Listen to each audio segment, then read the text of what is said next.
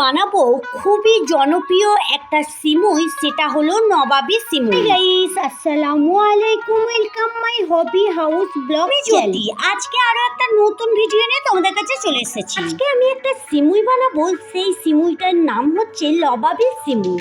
উপরে একদম ক্রিস্পি আর ভিতরে একদম ক্রিমি লেয়ার, আর এর টেস্টটা কিন্তু অসাধারণ। তবে বন্ধুরা, এর নাম নবাবী কেন হয়েছে আমি জানি না, নাম যাই হোক খেতে অসাধারণ আর দেখতে অনেক সুন্দর। সিমুইটা আমি কিন্তু ঈদের দিনেও বানিয়েছিলাম আর তোমাদের দেখিয়েওছিলাম, মানে রেসিপিটা দেখাইনি, সিমুইটা দেখিয়েছি। সবাই খেয়ে অনেক নাম করেছে আর অনেক ভালো বলেছে। কারণ এই সিমুইটা একটা কুলপি কুলপি ফ্লেভার আছে, বাচ্চারা বেশি ভালোবাসে। শুধু বাচ্চারাই না, বাচ্চা থেকে বড় সবাই এই সিমুইটা খেতে অনেক পছন্দ করছে। যাই হোক, আমি এখানে সিমুইটা অলরেডি অনেকটা করে ফেলেছি, তবে তোমাদের একটু বলে দিচ্ছি বন্ধুরা, এই সিমুইটা দেখতে কিন্তু একদম আলাদা, একদম পাতলা ফিনফিনে, আর এটা কিন্তু লাল টাইপের সিমুই। কিন্তু খুব সহজ, একদম কম সময়ের মধ্যে তাড়াতাড়ি হয়ে যায়। প্রথমে কড়ার উপরে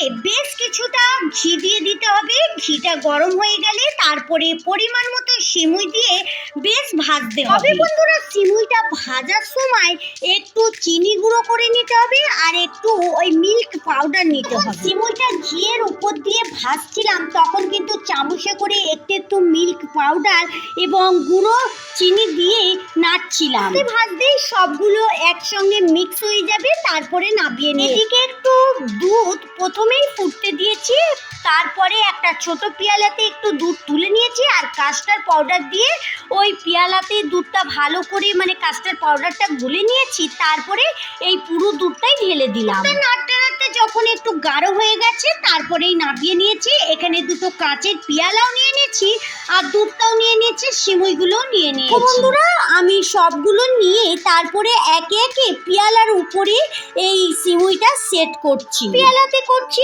একটা আমার ছোট ননদের বাড়ি পাঠাবো আর একটা আমাদের বাড়িতে ছেলে মেয়ে হাজবেন্ড সবাই খাবে। সিমুই তো নাম একই, দেখতে একদম আলাদা আর খেতে অনেক সুন্দর, কিন্তু খেতে টেস্টটাও আলাদা। দেখতেই পাচ্ছ, প্রথমেই আমি সিমুইগুলোকে দুটো পেয়ালার মধ্যে মাঝ বরাবর তুলে নিচ্ছি, মানে যা সিমুই ছিল তার অর্ধেকটা সিমুই দুটো পেয়ালাতে করে নিচ্ছি। এদিকে যে দুধটা ফুটিয়ে রেখেছিলাম, ওই দুধটা কিন্তু গরম অবস্থাতেই করতে হবে, একদম ঠান্ডা হলে হবে না। এই দুধটা কিন্তু পুরোপুরি আমি দুটো পেয়ালাতে দিয়ে দেব আর একদম নিচের দিকে অল্প একটু রেখে দেব।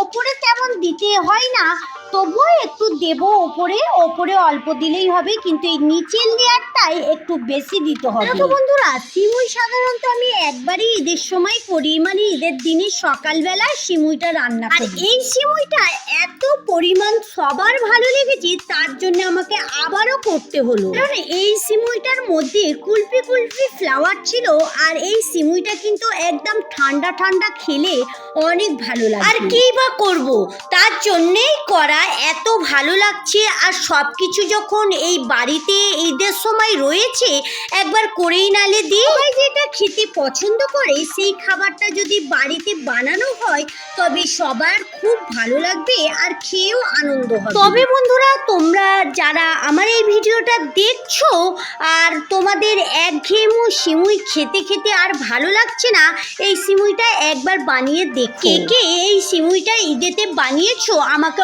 অবশ্যই কমেন্ট বক্সে জানাবে। তোমাদের একটা কথা বলতেই ভুলে গিয়েছি, যারা আমার এই ভিডিওটা এত পর্যন্ত দেখলে কিন্তু একটা লাইক দিতে ভুলে গিয়েছো, প্লিজ একটা লাইক দিয়ে ভিডিওটা কন্টিনিউ করতে থাকবে। আর তোমাদের যদি আমার ভিডিওর কোথাও যদি একটু ভালো লেগে যায়, তাহলে আমার চ্যানেলটা সাবস্ক্রাইব করে সঙ্গে থাকতে পারো।